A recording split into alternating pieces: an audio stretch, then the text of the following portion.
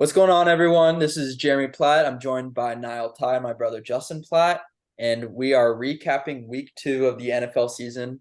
A lot of fun games this week, and yeah, this is kind of our first go at a recap show. This is not a preview show for next or this upcoming week, but more of a recap of what just happened Sunday and Monday night and Thursday. But yeah, now how's it going, guys?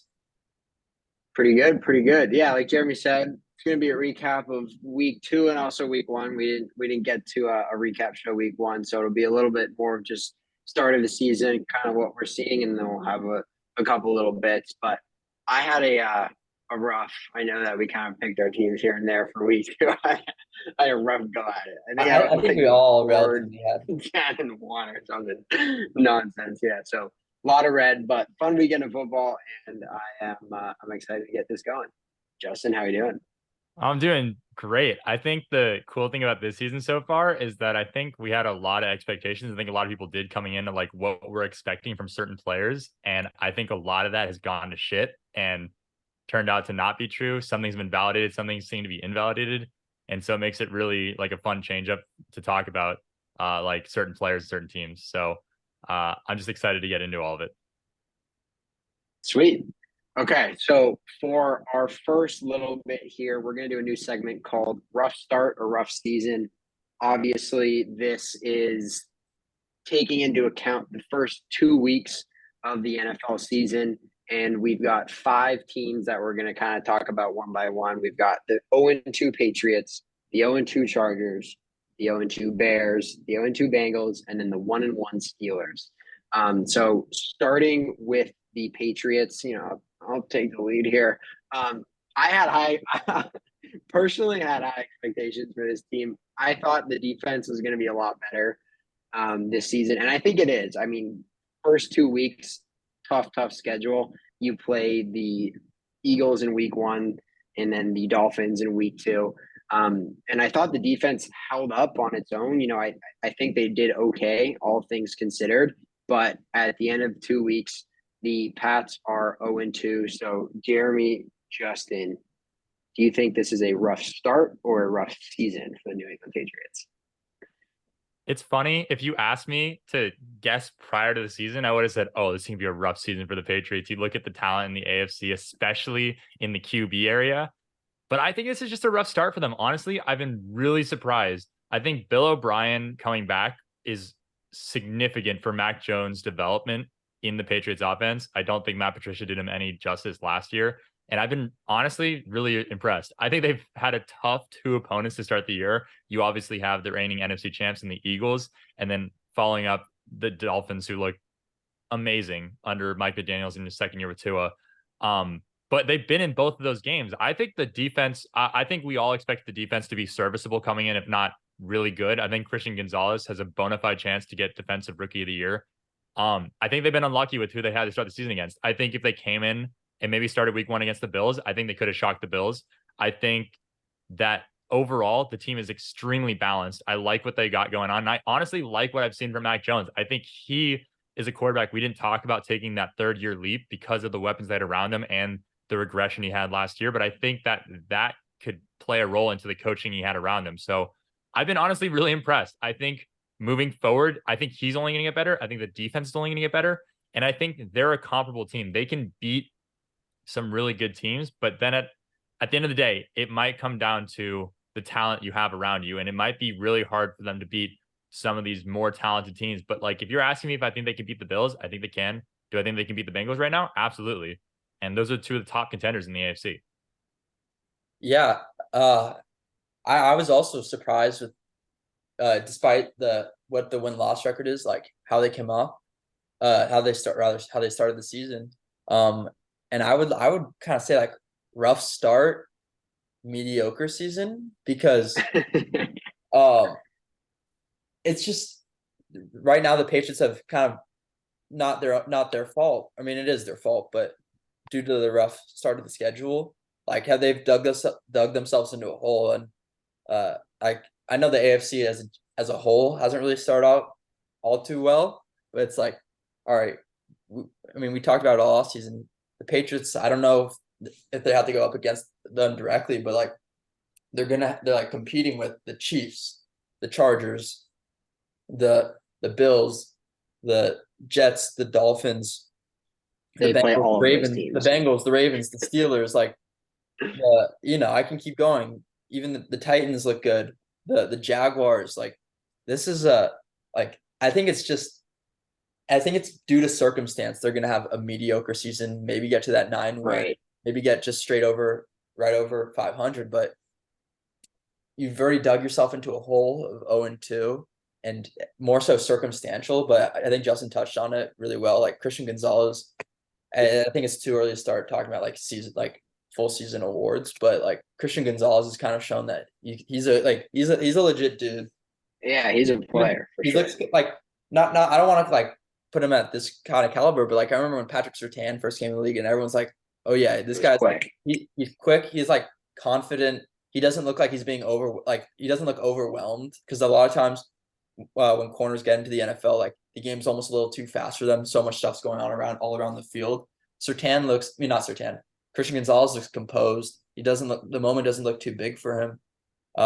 So I would go with like they've had a rough start, and I don't think they're gonna have some crazy season, but I mean I think they're gonna be like maybe an above average season, mediocre season, right? Like that's what I would put Yeah, it.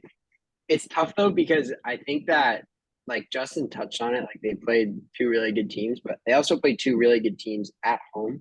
And then the rest of their schedule doesn't get any easier, right? They got a little bit lucky with the Jets and not having to play Zach Wilson, but they have the Cowboys. They have the Cowboys, the Bills twice. They got to play the Dolphins again. They played the Chargers, the Chiefs. Like I think they've got one of the toughest schedules in the league due to being in the AFC East and then also getting the AFC West. So I can't believe I'm the one that's going to be saying this, but I think it's going to be a rough season for them.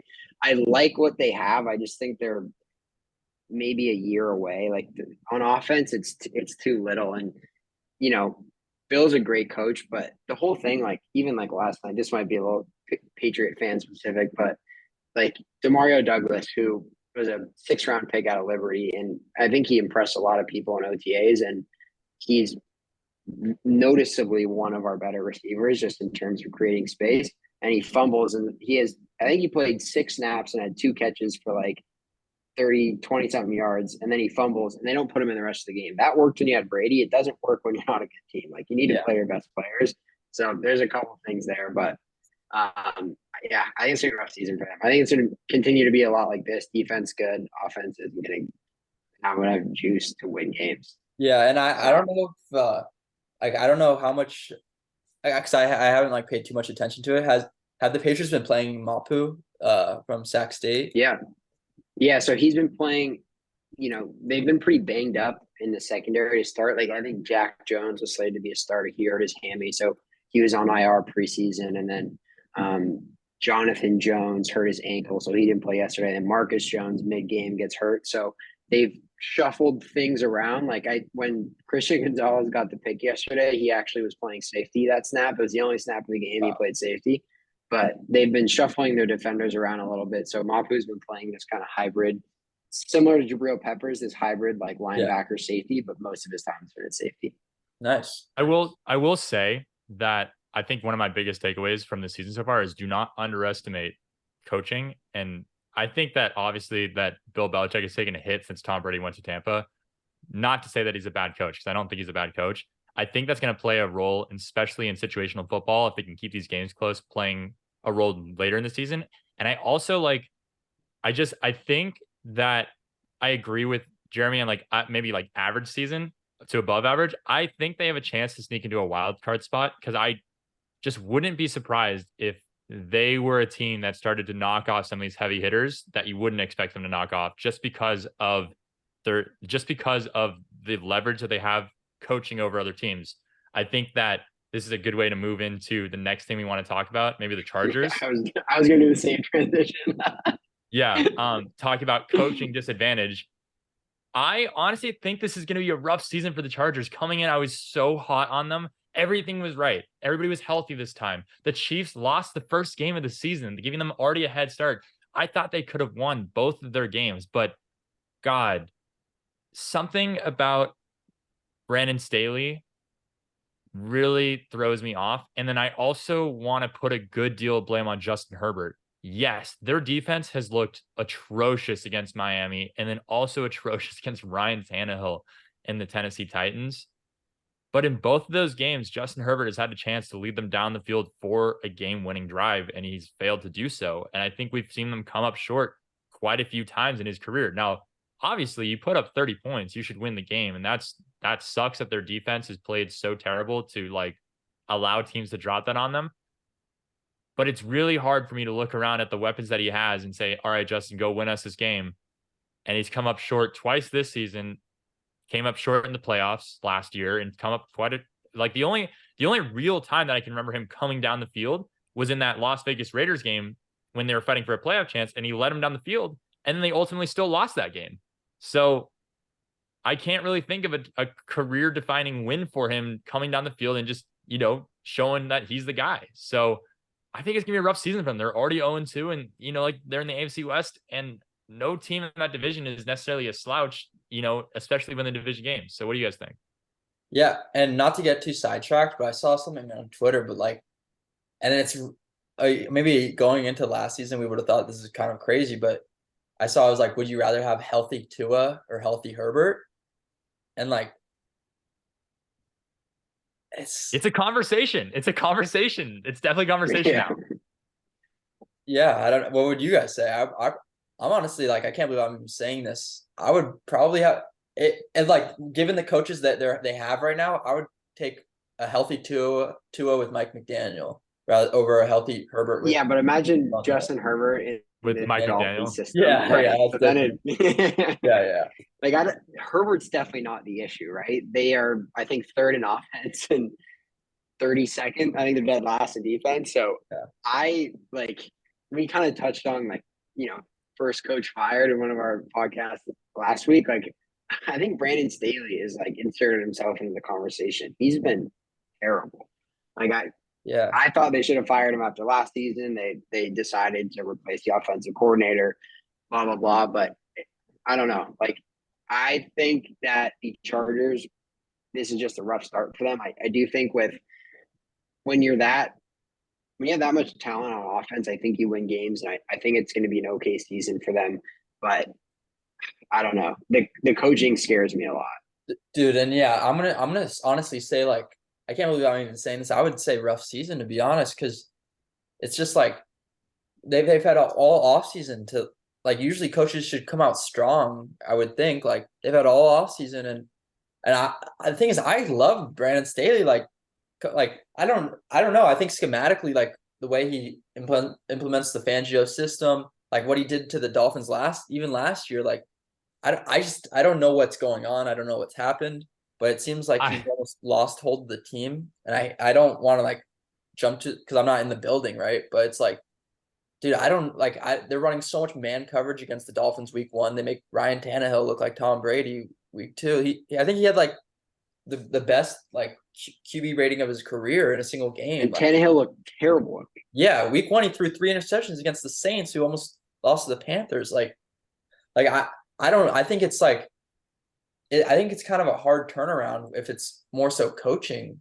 to be I honest. think that there's also, and this is like something that only sports fans will probably understand, is that there's a certain stigma around the Chargers. And like you can say it's not a thing, but when you start to lose games, that starts to seep in. And if you don't have a guy that is the right guy to like kind of like correct the ship, players are not going to buy in. The Chargers have had issues where they're kind of labeled as, oh, it's just a Charger thing. Chargers doing Chargers things. The Cowboys have that stigma. The Browns had that stigma for a while where it's like, oh, it's just the Browns doing Browns things. And I think that you don't want to believe in that. But when you start to lose games like this, and like the Chargers are known for like blowing leads or like losing really close games and games they should win and just like, messing it up. And I honestly think that that's something that like players might think about when they're in close games. Yeah, and I know there's certain outliers, but I mean this goes into the conversation of like how impactful is it a defensive coach? Like I remember the conversation is like, all right, Brandon Staley goes with Herbert, the young quarterback with all his talent, and now transitioning into Eberflus with Fields, I mean, no, I don't think any team's had a rougher start than the Chicago Bears this season. What do you guys think? Yeah, I'm a firm believer that the Bears are a bad team. Luke Getsy, like I'm sure people have seen some of the clips, but some of the schemes on offense that they're running make absolutely zero sense. And Jeremy can touch on this. He's probably a little bit better talking formations and routes and whatnot. But it's like they've got three guys on the side of the field, two are running corners, and then one's running it out, and they're all within 10, 15 yards of each other. And then more than that, they've got there's plays where they were running two curls, and the two, it was Cole Kmet and DJ Moore, are right next to each other. I couldn't even tell who Justin Fields is trying to throw to. And then on the pick six on the screenplay, they ran that same exact screenplay 3 times in a row. That didn't work the first 2 times, and then the third time it got picked off. I think it was Shaq Leonard. Is that who it was that got the pick six in the post game conference? Was like, I mean, we knew what Shaq they were Barrett, running. Shaq Barrett, my bad. So yeah, Shaq Barrett was like, we knew exactly what they were running. It's no surprise. So not only is the offensive coordinator bad, but there's also some very glaring issues with Justin Fields. Doesn't seem like he wants to run anymore. And I give him credit to try and be a pocket passer, but there's some alarming misses on the the all 22. I think Brian Baldinger he's good at breaking down film, and this team's in trouble. Yeah, and for me, it's I always have a hard time talking about a team, especially if I don't having been being a part of a team now and having been part of an NFL team in the past. It's kind of it's difficult when I'm not in the building, but it's like you said, now it doesn't seem like there's an organizationally, there's a ton of structure. I mean, offensively, offense is all about spacing, right? Using all 53.3 or 53.3 yards with 100 yards, length of the field space. And there should be there should be play sequency. There should be reason behind why you're calling certain plays. It's not like Madden where you just run 4 verts every play or run the same. You don't just you don't, it's there's reason behind every play. It should be analytical. It's not. And when there's just when it just seems like the play caller is lost, the players don't look like they've bought into the system. And I don't know if it's coaching. I don't know if it's just the players themselves, but it doesn't really seem like that. With DJ Moore coming this year, we thought oh, this Bears passing attack is going to take off. And DJ Moore had a good game. Claypool looked better, but still, it's it doesn't seem like there's organization to this Bears offense. Defensively, they seem all right, but I mean, yeah, it just doesn't seem like there's much there. They're banged up on defense too to start the season. It's not easy sledding on that. I saw something where I mean, I can't speak on Eddie Jackson because I haven't personally watched him specifically, but they're saying he just fell off a cliff. I don't know. Well, he's one of the guys that's hurt. Sorry, good. Yeah. No, you're good. I think that personally, it's a lot on the coaching. You talked about it now. The play design is awful, but Matt Eberflus was a terrible coach to bring in to develop Justin Fields. I think there's a discernible difference between talent and then mechanics. And Justin Fields has regressed this year in terms of his mental processing and also his physical mechanics. Justin Fields has one of the slowest dropbacks in the league, and his average time to release is 3.5 seconds. The average time to throw in the NFL is 3.02, and that's the average. So that's what mid-tier quarterbacks are doing. Tom Brady was releasing it at 2.5 seconds last year. Anthony Richardson has been averaging a throw time of 2.5 seconds. Justin Fields is averaging a full second after that. His drop back looks lazy and slow. His mechanics look off. And I think that he's second guessing himself because there are open reads that he's just straight up missing. And I think Niall said, he's been reluctant to run this year, but I don't know if that's strictly by him or by play design, because I think that there is a balance between the two. And it's okay, Justin, either fully rely on your athleticism to get open and just kind of do what you did last year, which is not going to help you win games, or try to show up your pocket passing, but we're not going to design you the correct plays to help implement that. And we're not going to give you the proper mechanics or coaching to try to improve. So for me, like Jeremy said, we all had this expectation, we look at Josh Allen with Stephon Diggs, look at Jalen Hurts with AJ Brown. yeah, we'll get in DJ Moore and everything's going to be fixed, but that's not the case. It comes down to refining your mechanics, getting the right coaches in place, and then also just playing solid, smart, comparable football. And the Bears are not doing that. So it's going to be a rough season for them. Yeah, but before we move on, I'm so glad you brought it up. The Justin Fields drop back, I had never noticed it before. As a casual fan, when you're watching Yeah. a game, you're not often looking at the quarterback dropping back. And then I saw the tweet that I think his average drop back is 2.1 seconds. And like you said, most quarterbacks like to get the ball out in under 2.5. I spent a good like 2-3 series just watching his drop back. And you pointed out like some of the mental processing stuff is there, but I have to imagine it's because he's not ready to throw a lot of times when Yeah. players are breaking, or It's almost like it's a quick route.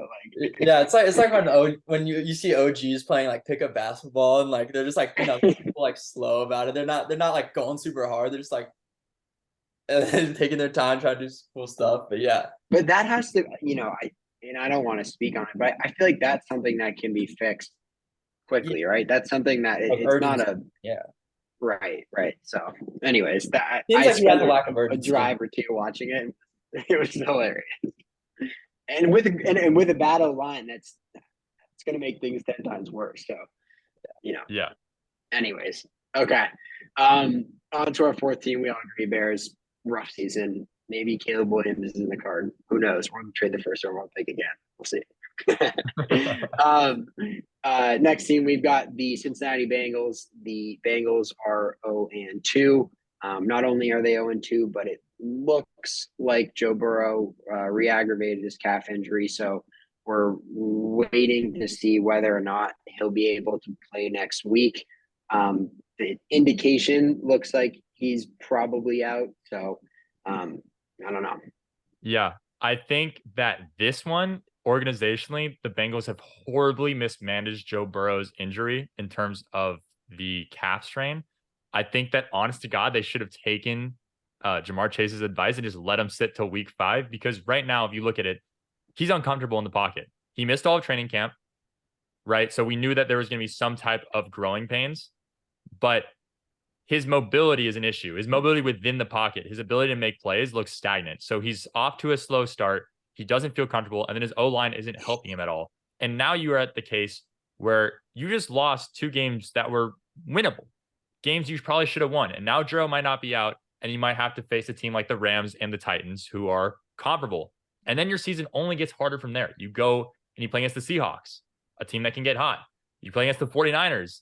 Definitely don't want to put Joe Burrow in a bad line against that defense. Then you got to go to Josh Allen and the Bills, a Texans team where CJ Stroud looks like he could be making strides, especially by midway in the season. And then you got another divisional game against the Ravens and the Steelers. And then you got to face Trevor Lawrence and the Jags.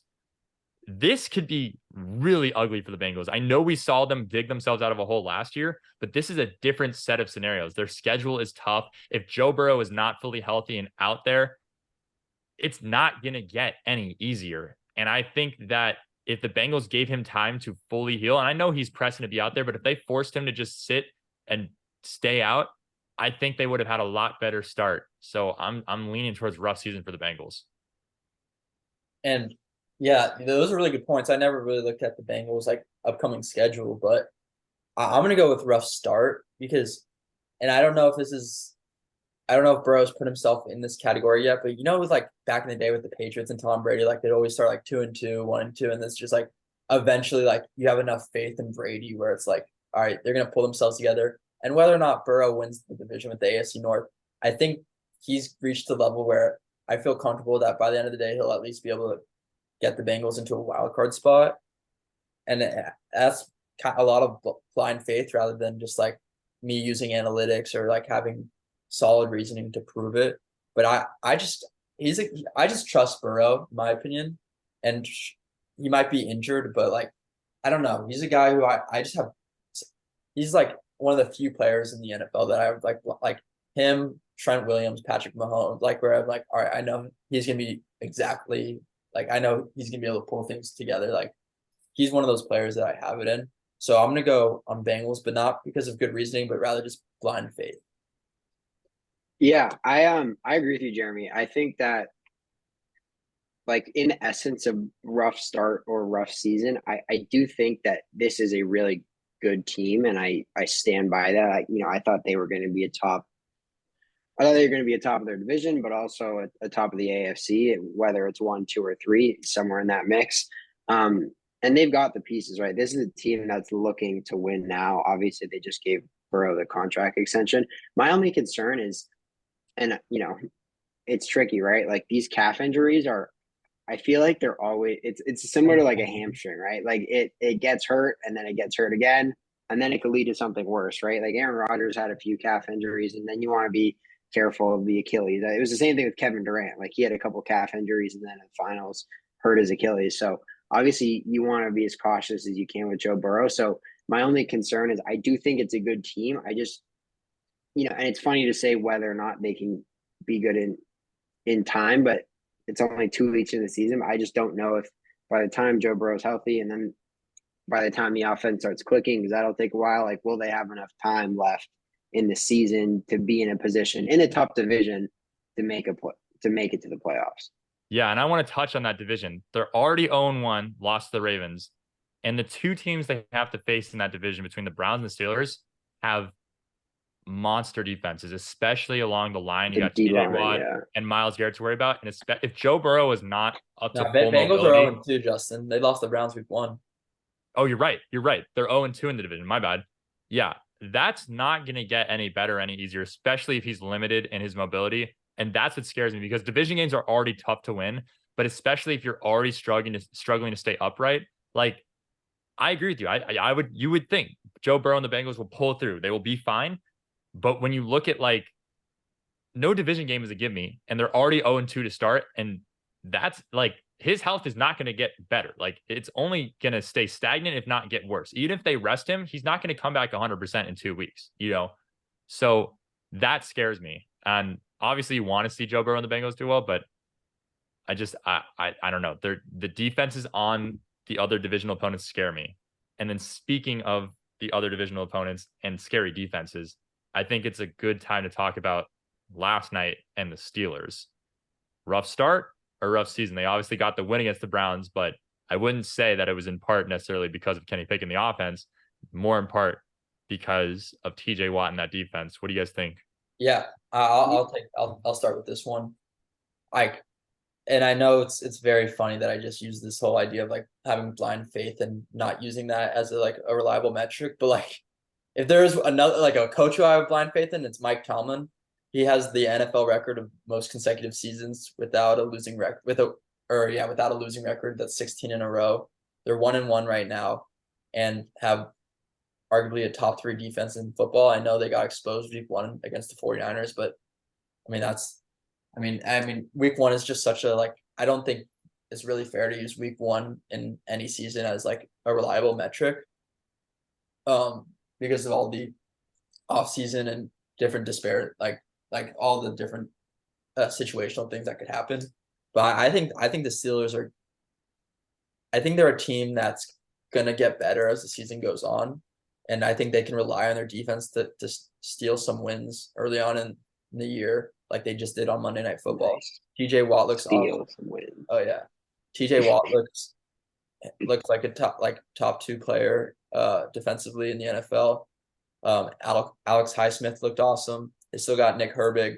I don't know how serious Minka's injury is, but I mean, on the back end, they still got Minka Fitzpatrick. Joey Porter made a big stop at the end of the game. Like they still got a squad. And then Pickens finally had his big breakout play. I don't know if he can be more consistent and reliable. Honestly, like not to ramble, but my biggest question mark is Najee Harris. I don't know what's happened. He just doesn't have the same serious Trent Richardson vibes coming serious. from And Najee Harris. I love Najee his rookie year and coming out of college. Now you want to touch on it? Yeah, I'll touch on.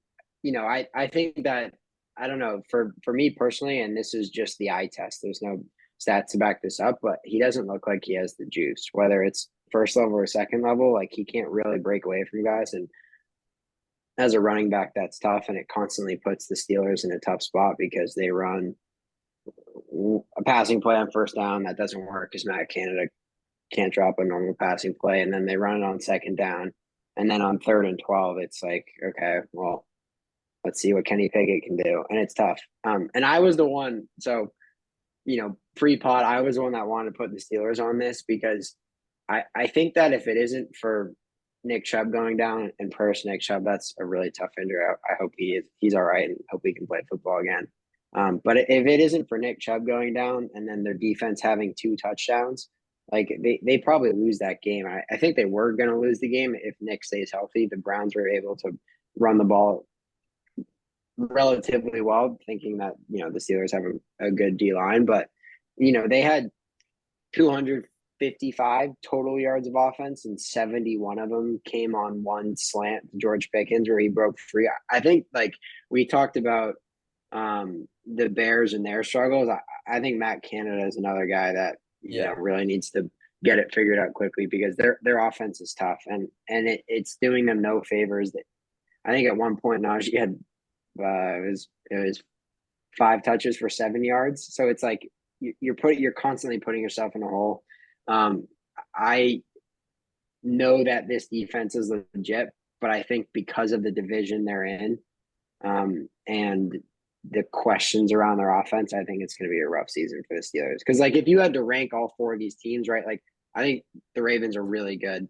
I genuinely think even though Nick Chubb got hurt, the Browns are a good football team. It's kind of up to Deshaun Watson, and then we just talked about the Bengals and having hope in them. So whether or not the Bengals are good, it's still like if the Bengals are the 3rd worst team in the division, like that's still a really tough division. So I think it's gonna be a long season for the Steelers.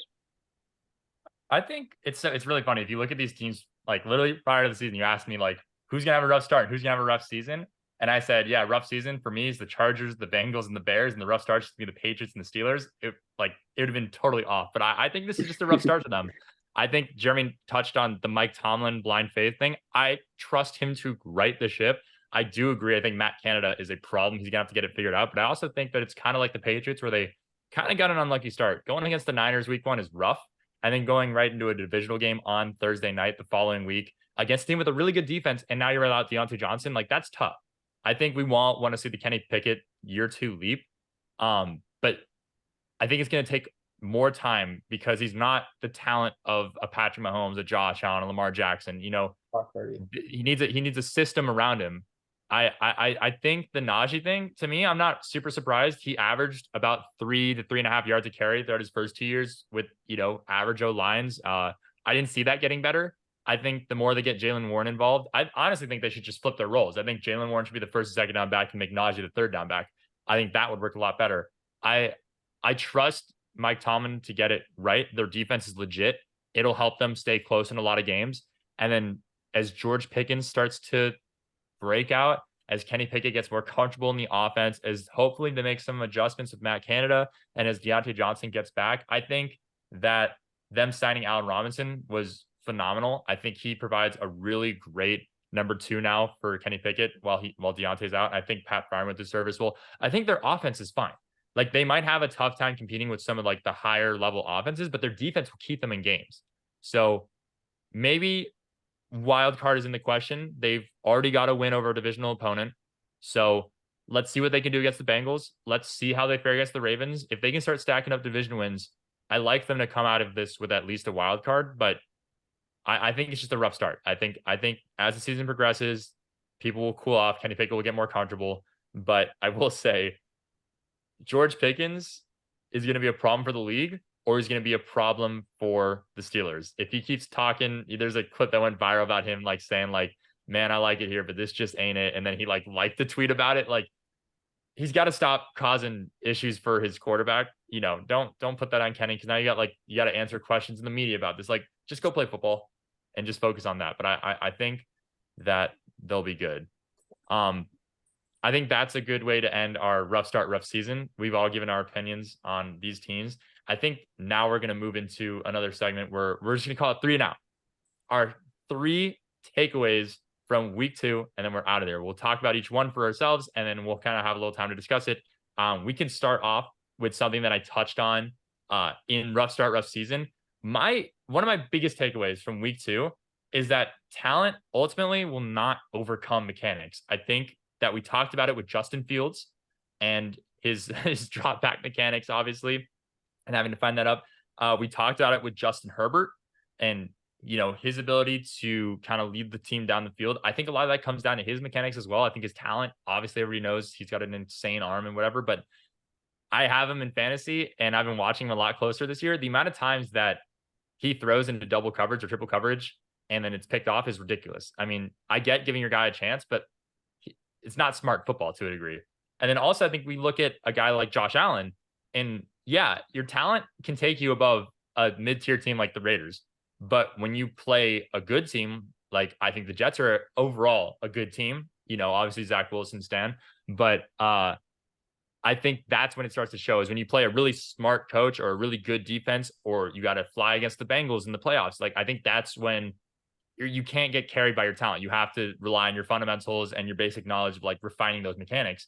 And then I look at a guy like Tua, who's got great talent, but he's got a coach in place that helps him excel at that. There was a clip that went viral of him taking a drop back in practice that he posted before the season and doing that exact same motion in week 1 against the Chargers. And it's literally like verbatim replicated him throwing a touchdown to Tyreek Hill. Like, that is something that you want to see out of these guys who have surreal talent. I mean, that's something that I want to see as a Colts fan with Anthony Richardson, is maximize that talent. So what do you guys think about talent overcoming mechanics to a certain degree when it plays a certain level of competition? Yeah, it's interesting. To be honest, I haven't really thought about it. But I think you made a good point with Anthony Richardson. Like, he's obviously very raw, but I think in the first couple of weeks he's probably been the most consistent rookie quarterback, and I think he's raised the level of his offense the most between him, Bryce Young, and CJ Stroud. Obviously, there's different circumstances, but he's a guy that I was pretty low on the Colts offense this season. I thought he's done an incredible job of keeping that offense moving at times where they probably shouldn't, to be honest. So, yeah, I agree. I hope he can stay healthy, though. He's taken some pretty big hits in the first 2 weeks. It's been a little scary. Yeah, definitely. And I think when it comes to both like talent and like mechanics slash like just coaching and whatnot, I think there's a threshold for each, right? Because you need to have a certain level of talent. If like, let's say you're like, I kind of like try to like tier quarterbacks just to put a visual in my head, and I think there's like a tier of like Mahomes and Rodgers and you want to say Herbert and Hurts, that's the top tier, and then I think there's a tier right below that where it's like I mean, it's honest, like there's two guys where I have it where it's like Tua and Purdy, where it's like these guys aren't necessarily like these all-world athletes, but it's more so like mechanically and like not even just mechanically, but mentally, like their processing ability is where it's like where they separate themselves. And it's partially because they have two of the best offensive coaches in the NFL that allows them to have that. But I mean, I think for both tiers, there's a certain threshold where it's like, all right, if you want to be uber talented, you have to have a certain level of like mental and physical, like mental makeup and physical ability. I think that's where like why it feels maybe isn't like he's super talented, but maybe he hasn't been able to transform into that level yet. And then on the other hand, if you want to be in that other tier, you got to have that certain amount of physical ability, which I think Purdy and Tua have. But like where they really excel is both mentally and then from a mechanic standpoint. Cool. Yeah. I just, like I said, I think at the end of the day, when you play a top tier team, I think Patrick Mahomes is a great example of someone who took that talent and then got refined under Andy Reid into becoming a better quarterback. I think Jalen Hurts is a phenomenal candidate. He had otherworldly talent, especially with running the ball. And he took the time last offseason, or sorry, 2 off seasons ago, to really put the time into his mechanics and refining those things so that when he came out last year, he put the league on notice. Like that's an example of taking that talent and refining it with mechanics so that you could see his drop back is different from year 2 to year 3. That you could see his throwing motion is different. Like there's things that they've worked on to like talent's only take you so far is what you're saying. Yeah. Um yeah, so far. And I'm gonna transition this into my takeaway. And it's like, and it seemed like all offseason, one of the biggest topics was the running back market and how running backs really don't have any leverage. And I think, like, unfortunately, the running backs have found their leverage through this through the injury bug that's going around the NFL. And I know there's some crazy grievance going around, but like with the NFL and the NFLPA. But that's beside the point. But like I'm saying, like right now, Nick Chubb out for the year, maybe 2 years. We see with that brutal injury. Saquon Barkley's out for a few weeks. Just a bunch of running backs are getting hurt right now. I'm totally blanking on a few, but Eckler, like Aaron Jones, Aaron Eckler. Jones, right? So if I think the running backs have found their leverage by saying we're not going to partake in camp, we're not gonna sign until during the season. Where now every team, it seems like, who has a running back injury is calling Kareem Hunt right now. And right now, I think Kareem Hunt's leverage is at an all-time high. It's because the Browns, even though he looked pretty good, Browns don't know if they can rely on Jerome Ford. They know for a fact they can rely on Kareem Hunt because they've done it in the past. So I think if you're a running back, the leverage you can find is, once you hit the free agency market, is to hold out until the season happens, where you're able to finally like get a deal that's like, because I think Kareem Hunt's going to get way more money now than he would have if he signed in March or July. But yeah, what do you guys think about that? I don't know. That's tough because like in the sense of leverage, I think it's proved the NFL's point. Like you're talking about all the injuries, like these are all the top guys going down. And it it's tough because in today's NFL, I think running backs value just in general in terms of how offenses are run are at an all-time low, unless you're a guy. I think the running back position is going to change, right? I think you're going to see the Tony Pollards, the Austin Eckler. I know he's injured right now, or even in the first couple weeks of his career, like Bijan Robinson, like guys that can effortlessly play running back, but also sort of this quasi slot receiver role. And I think that's going to be something that running backs are going to have to, like young running backs are going to have to develop. And then, but I think it's hurt the running back position, to be honest. Like, I, I, I, I get what you're saying in terms of running backs holding out until the season, but I just think that as a player and it's their career, right? Like this is their life. So if they have an opportunity to sign a deal, it's hard to pass up a lot of money and then wait until the season starts when you know that teams don't value the position very high. So like if you're Josh Jacobs or Saquon or one of these guys that got the 1 year deal off the franchise tag, it's really tough to say, I'm not going to play and I'm going to wait the market, because one thing that also happens is the off season is like teams spend a good portion of their salary cap. So there is less money during the season. So if anything, I think it's been the other way. I think the NFL, it's a shitty situation, right? Like I want all players to get paid fairly, and I understand why running backs are frustrated, but I also understand why teams aren't willing to pay them. Yeah, I think it's been significantly the other way. And I hate that because running backs deserve to be paid. But I mean, if you look at the guys, right? The guys that had the biggest issues, so far, Saquon, and then Dobbins, like Dobbins, Eckler, hurt. And then also like the whole argument is that like, well, like we can win without you. Or if we have you, we're not even winning. Like we paid Josh Jacobs 1-1. Haven't looked severely great. We paid Saquon Barkley. Yeah, they beat the Cardinals. Congrats. You got blown up by the Cowboys. Didn't help. We paid Eckler 0-2, and he got hurt. Like I just, there's gonna have to be a solution, because like kids are gonna stop playing the running back position because like, oh, I'm not gonna get paid here. Why am I gonna play running back? Like it's gonna become a bigger issue. So I think there's gonna have to be a solution, but I think it's off to a terrible start, especially some of these guys. Like, what if the Browns start winning now with a Jerome Ford and not a Nick Chubb? Like, what if they're fine? Like that only emphasizes that like, oh, we can just win with anybody at running back, kind of, like that's going to look really terrible for the position. And the fact that they like pay us and then they get hurt immediately, like obviously, like, the running back touches the ball more than anybody except for the quarterback and is in like, like a situation where they are more likely to take more hits. but I think it's off to a really rough start. And I don't think any fan will disagree that like you should pay your running backs at least as much as a third string or second string wide receiver is making. You know, like that is going to have to change. But I think they're off to a really terrible start.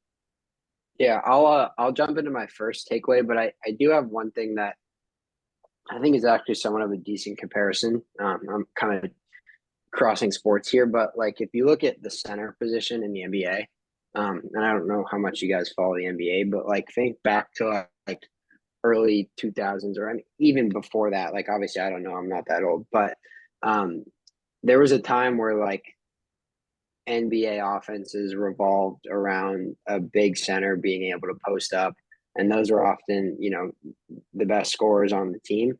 And then obviously you see the emergence of the 3-point shot, and then centers kind of slowly turned into this position that you didn't even really need on your roster for maybe like 2010 to like I would say like 2019.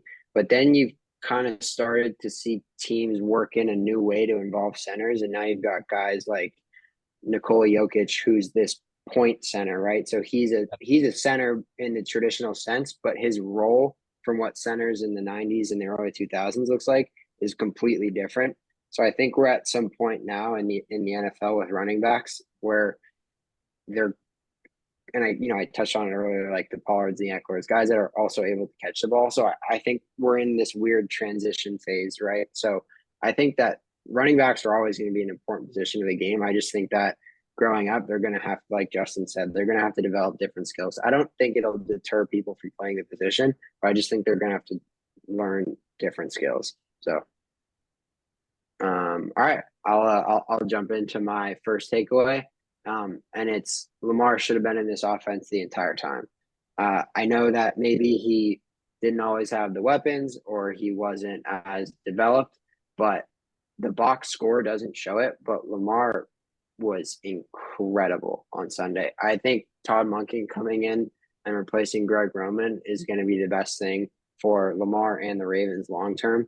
The Bengals all game tried to turn him into a pocket quarterback, and he killed them all game. And yes, he didn't have incredible numbers, but the decision making, the accuracy, and then when push came to shove, run the ball. I thought his overall, like we talked about, like processing and decision making was incredible. So I think that this is going to be a huge help for the Ravens the entire season. Yeah, that is a phenomenal. That is literally that's my second takeaway as well. Is that we got a glimpse of the new Lamar Jackson in this Todd Monken system. I think they used him perfectly. And if this is just the start, that is so scary for the league, because before where they were kind of like more relying on his legs, now he just used him when he needed to. Like when you need to get a third down and the blitz is coming at you. But yeah, he said, if you want to force me to be a pocket passer, sure. Great. That's what we've been working on all off season. Now he has the appropriate weapons. And I think he has people say what you will about his weapons. I think they're perfect for him. I think obviously everybody knows having the safety blanket of Mark Andrews there is amazing. But I think Zay Flowers being the shifty slot guy that you can really put anywhere, his ability to get open in like these little zone coverages and like have that underneath route for Lamar is great. And then you saw him last week go over the top. I think Odell and Rashad Bateman, I'm just going to slate as one guy, as that kind of like deep threat, stretch the field type receiver. That's great. And then now you got guys like Nelson Aguilar, who's really a deep threat, who can zoom across in those intermediate routes and kind of open up the middle. I think there's a great set of balance there, and it sucks what happened to J.K. Dobbins. But honestly, like something that's going to make your running game easier is having the threat of a quarterback who can run, but is not necessarily looking to run. So I think that now you said it perfectly. I think this is just, if this is what Lamar is going to be from now on, and he's only going to get more comfortable in the system, the Ravens are going to be a severely dangerous team, and one that can pass around the field and then bleed the clock when they need to. Yeah. It was an impressive performance. Yeah, definitely impressive. And I mean, it takes me back to like when Lamar first like started playing in the NFL, and it felt like they only used him as a runner, right? I don't know if you remember those days like leading up to that Chargers game, but it was like he would literally like just come in and sub packages and like Joe Flacco would be like lined up out wide, and he would just like, and Lamar would just take in like. I was like, all right, let's see him as a passer, and we started seeing him as a passer, and then his MVP year early on, I remember him throwing 5 touchdowns against the Dolphins, like he went crazy he like threw 3 and then ran 1 and against the Bengals, and while the Ravens were still using him as a runner, like they let him like really like be creative with his arm and whatnot. And now it's just like they're finally like letting Lamar cook to like not use the Let Lamar cook. not to steal Russ's thing, but like they're finally like letting Lamar be a quarterback. It felt like back in Greg Roman's system, which I mean it takes me back to the Kaepernick days where they just want to Kaepernick was more of a runner and then they let him use his arm. Like now they're letting Lamar they're looking at Lamar as a passer who can use his legs, and Todd Monken's, and it's not quite the Dolphins scheme with Zay Flowers as Tyreek Hill and whatnot, and like Justin said, they have all these deep threats and whatnot. But it's like I don't know, they have a baby Dolphins offense, it seems like, but more of a gap scheme running style than compared to his own scheme with Mike McDaniels. But yeah. Yeah, and I think he has like just enough weapons to make it work. Like Zay Flowers, by all accounts, looks like a legit NFL receiver. Odell, it seems like he's not hurt. Bateman has been a serviceable receiver.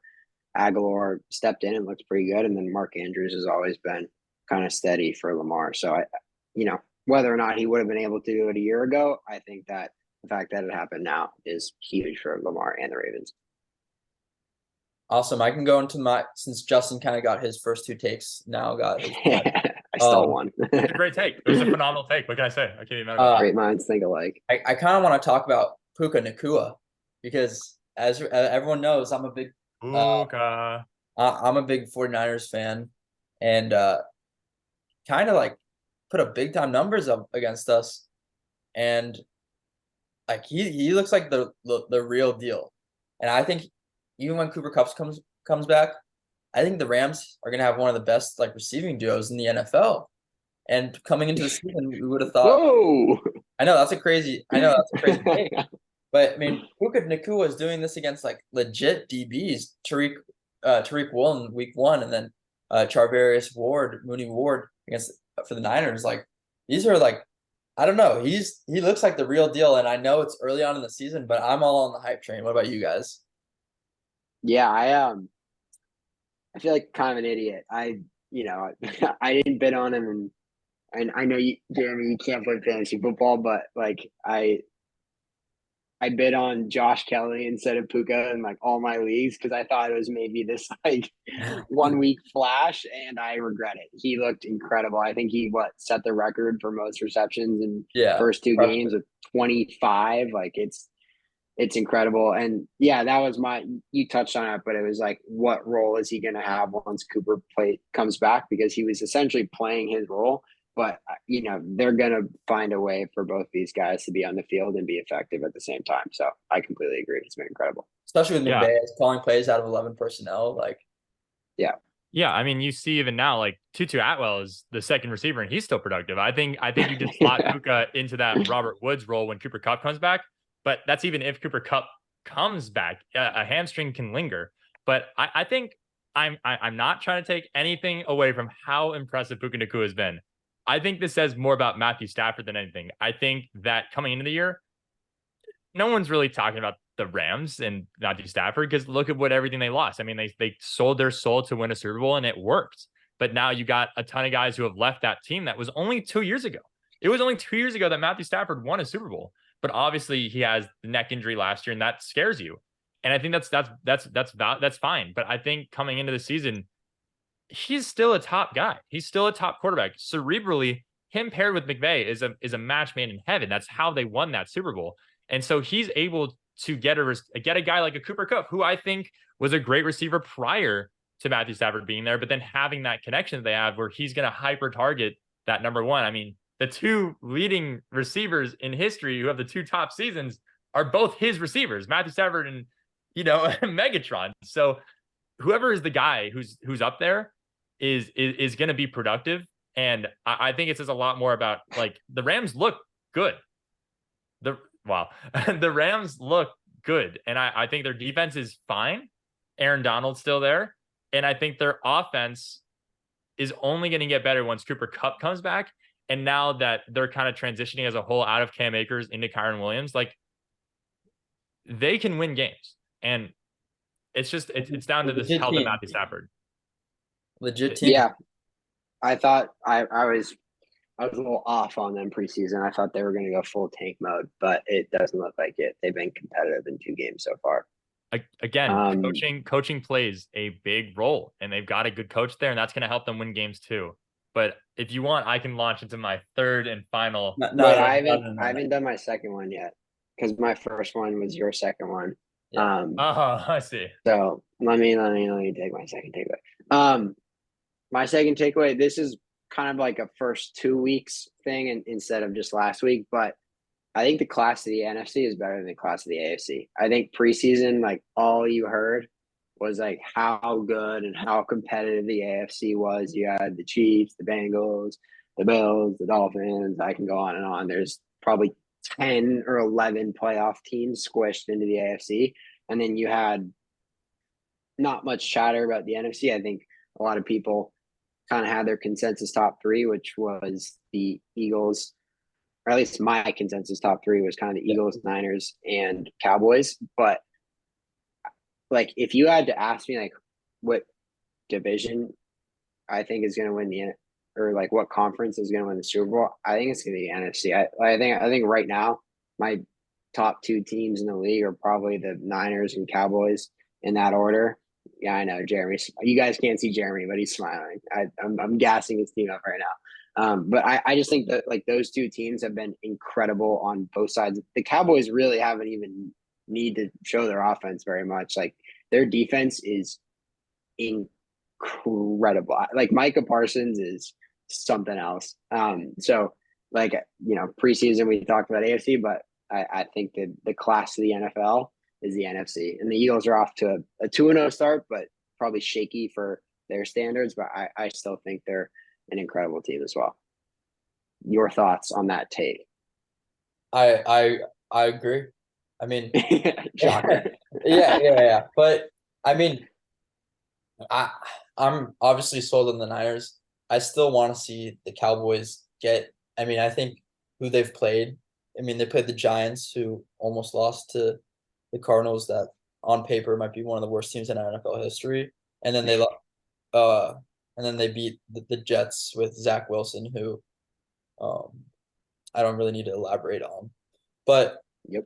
like, I know that the Cowboys have looked incredible, and they, like, Micah Parsons looks like I'm gonna let Justin touch on it in a little bit, but I still want to see them do it against a higher level of competition, if that makes sense. Yeah, that's fair. I did, hands up, I might be a little biased. I might have the Cowboys have the best record in the NFL ticket and the Cowboys win the Super Bowl ticket. So might be biased, but they look incredible. Yeah. Yeah.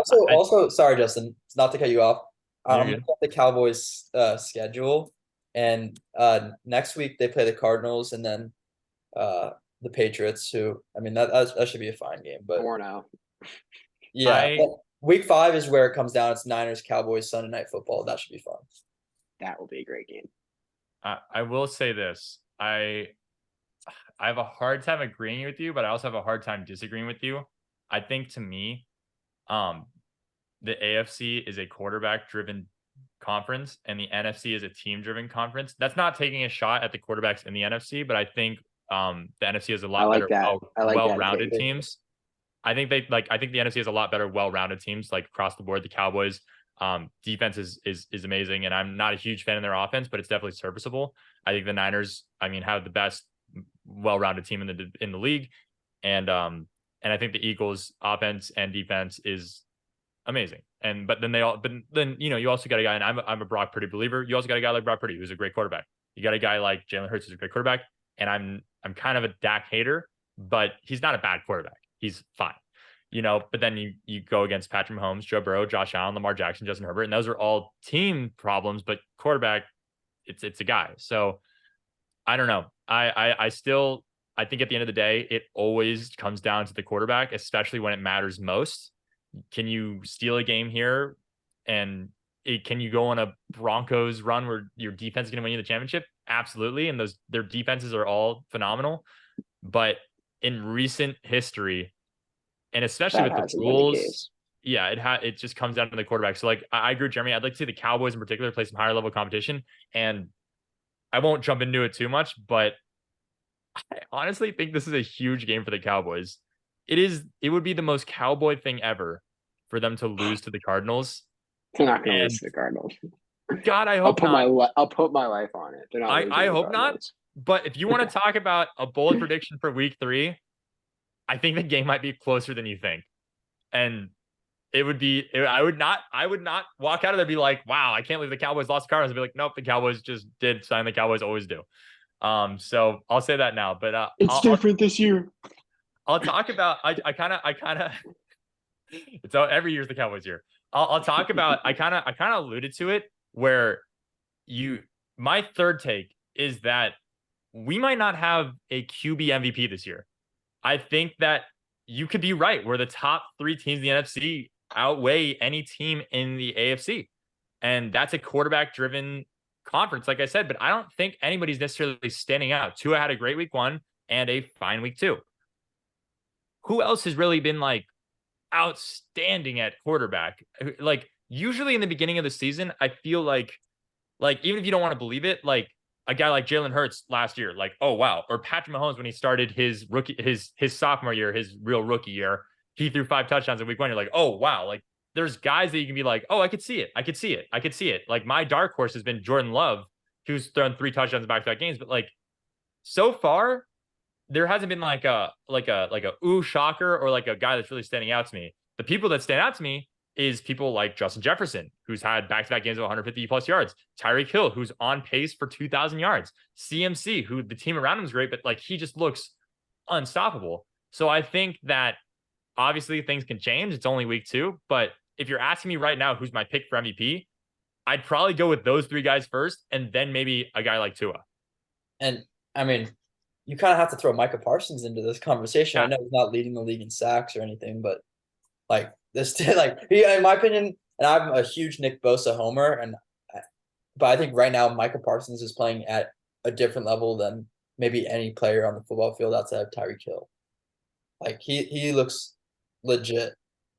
Like I even though he's not leading it statistically in any categories right now, like if I were to place a bet, which I don't, I mean it would be Micah Parsons Defensive Player of the Year. I'm sure the odds are like It was plus I would not be making any money on that bet. I bet on it. Jeremy can't bet. I bet on it. He was about 4-1 to start the season, and now he's considerably lower. So he was the odds-on favorite to win it preseason, and he's currently now the favorite. But in Justin, I agree. I think that no quarterbacks have stood out like that much, but the Quarterback award. from a gambling, I'll be the gambling eye right now. From a gambling perspective, like it is so hard for a non-quarterback to win MVP. So I just want to read a couple names that are currently, so these are live odds that are currently ahead of Micah Parsons in MVP odds. Guys such as Jared Goff, Derek Carr, Deshaun Watson, Brock Purdy, Matt Stafford. So like, and then there's another 10 quarterbacks above those guys. So I agree, but this award has turned into a quarterback award. So he's going to have to do something incredible to pull it off. Tyreek's technically on pace for 3,000 yards. So and Puka Nacua is on pace for 225 receptions. Tyreek Hill's below Jordan Love and Kirk Cousins. Hey, not Kirk Cousins. God, no. Jordan Love is my dark horse MVP already for quarterback. If we're going to make it a quarterback award, but I'm just saying, you're right. They have to do something special, and breaking 2,000 yards is huge. So that would be something special. I agree. Jer, third takeaway. Yeah. I was just wondering if you can get the odds on Puka Nacua's for MVP. My final takeaway is Wow, they actually have it. Sorry to interrupt. no, you're good. Plus, what is that? 20,200 to 1. He's behind Zach Wilson and Debo Samuel. So Zach Wilson has better chance. That does say something. My final takeaway is that Mike McDaniel may have broken into that seal of like top 5 coach in the NFL already. And he is, I mean, last season we talked all about what he did for Tua's development. And obviously like Tua's playing at another level right now. But like just the like when you think of what you want from a coach, you want a coach that players love, that's innovative, that can like that guys can rally behind, that's personable, that can motivate, that I mean, I think Mike McDaniel might be. I mean, I've talked about it since he got hired, even before the Dolphins played a snap last year with Niall. But like, I am. He's a guy I would want to go to war for at least. He's the smart, like one of the smartest coaches in the NFL. The way he's using the short motion to create like problems for defenses. We talked about like what Tyreek Hill did to JC Jackson week 1, and it's not even like JC Jackson's fault. It's just schemed up so perfectly, and it's like, and even I know it was a close win, and it wasn't like the most impressive win of the Dolphins, but like I think Mike McDaniel has like solidified himself as a top 5 coach in the NFL. But has Mike McDaniel incorporated movement on special teams yet? That is true. Question. That was so awesome to watch. The Patriots gunner running into to block the field goal. But on a serious note, I agree. He's been incredible. Their offense, like obviously watched the whole Pats Dolphins game Sunday night. The amount of movement and creativity that goes into that offense is truly incredible. And it's one of those things that feels so simple, right? It's like why doesn't every team do this? Why doesn't every team give their wide receiver essentially a running start, putting them in different positions? But I think it takes a extremely creative and impressive, specifically in this case, offensive mind to do things like that and to scheme up an offense and make it work for a quarterback that a lot of people had questions about coming into last year and also this year. So I thought he's done an incredible job. And Jeremy, I do agree with you. I know you're Mike McDaniel's homer, but I agree. Yeah.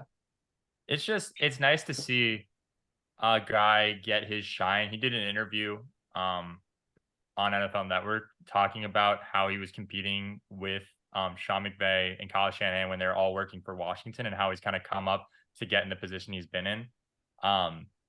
And I think it's somebody like Jeremy said, like you want to root for him. You like him. He's a likable guy. There's a clip that went viral of the camera on him as they're running to the locker room at halftime, and he races the camera. Then there was a clip of him week 1 in SoFi Stadium where they play on the Jumbotron, like they put a camera on the coach, and he just looks at the camera and goes, "Run the ball the next 5 times." Like, it's like like here's the thing is like I don't think that works if your team sucks. I think guys are like, oh, I was gonna say that if they're losing, his antics look a lot less funny. Yeah, but I think guys can have bought in. They believe in him, and at the end of the day, it's just getting your playmakers in space. Like, put the people like who like you want the ball in their hand, get them the ball, and he has the creativity. Like I constantly like I was talking about like Arthur Smith and like someone like where they have the playmakers, and like obviously the Falcons are winning right now, but like he doesn't do a good job like getting the ball in his playmakers' hands.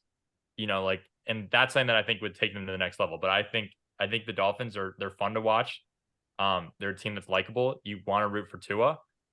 He's a guy who's had a lot of adversity, and I love that take. I agree with you. I think Mike McDaniels is definitely he is revolutionized the Dolphins to a team they haven't been in a while. Yeah, and I like how Niall said like, oh, why doesn't every team just implement it? Like I feel like he's like the epitome of like cool in theory, but like on paper, can you put it in? Like he's actually like putting it into practice, which is like it's really cool to see. And as Justin says, like he finds ways to get playmakers the ball. It's like I mean, it seems like every like for every offensive like innovation, a defense eventually finds a way to match it. It's like even that like a short defenses are gonna eventually find a way to like slow down that short motion that gives the receivers a running start. But I have the right now I've developed the confidence that Mike McDaniels is going to continue to like push the envelope, innovate, and find the next thing. And like that's the beautiful chess game of football. And like I trust the chess pieces to be in Mike McDaniel's hands. Yeah. Okay. My third takeaway is somewhat of a joke, but I'm also completely serious. Kirk Cousins to the Jets. And I know there's been a lot of talk on Twitter and whatnot, but I like one, I think the Vikings had an incredible season last year. I'm not taking anything away from them, but it doesn't look like they're having one this season. And two, I really, really wanted to give Zach Wilson a fair chance. And I thought that there was a world in which he learned something under Aaron Rodgers and they implemented something new on the, in the offense that made his job a little bit easier. But, there's so many issues and it's so evident every game. And this Jets team, I think they're really good. I think this defense is special. I think they've got the right pieces on offense, assuming Garrett Wilson's okay and Breece Hall continues to get healthy. But I think it'd be a lot of fun. Kirk Cousins on the Jets. It'd also be pretty fun. Justin Herbert on the Dolphins.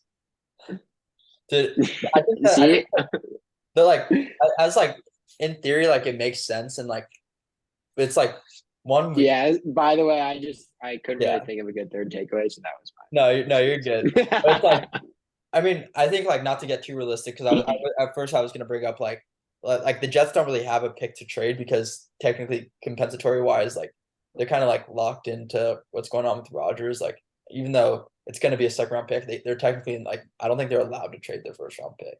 Right, but if the Packers like I think they would have to get permission from the Packers, but like in a world where the Packers are competing for a playoff spot and they want a certain team to get, that doesn't help the Vikings, make the Vikings worse.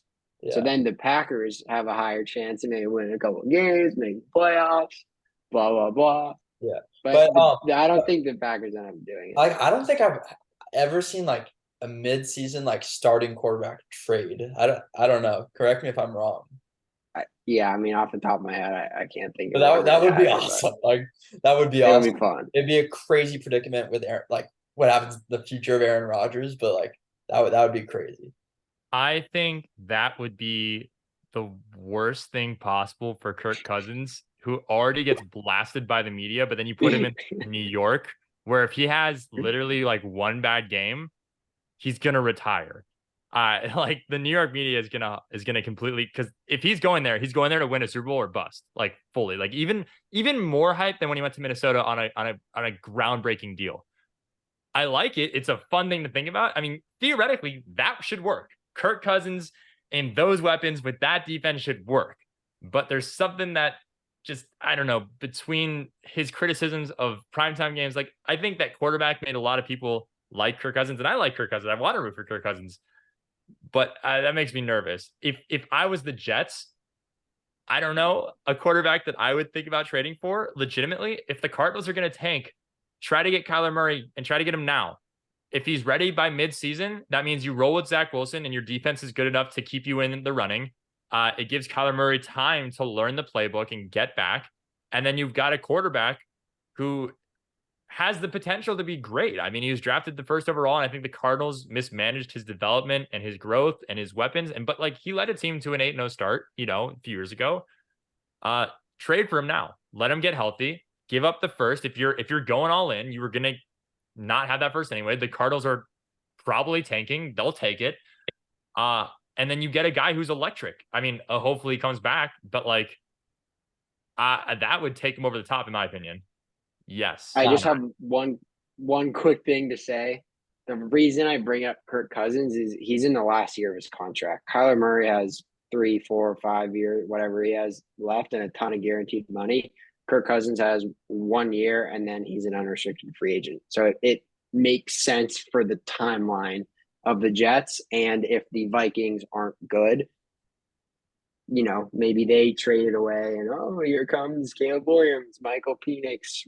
Oh, I did not pronounce that right. But there's a million quarterbacks that I think in this draft are very good. So it could, in theory, make sense for both teams. True. Anyways, that wraps up 3 and Out. I believe that also wraps up podcast, unless anyone else has anything to say. Nope. Okay. So thanks for sticking with us. Our first recap podcast. We're hoping to do these every week. So we will see you guys again, and we'll come with different, whether it's just talking about the games or different segments. But thanks for listening. I'm Niall. This is the Between the Tackles podcast. Jeremy. Justin, Jeremy. Yeah, see you guys. Later, Gators. Peace.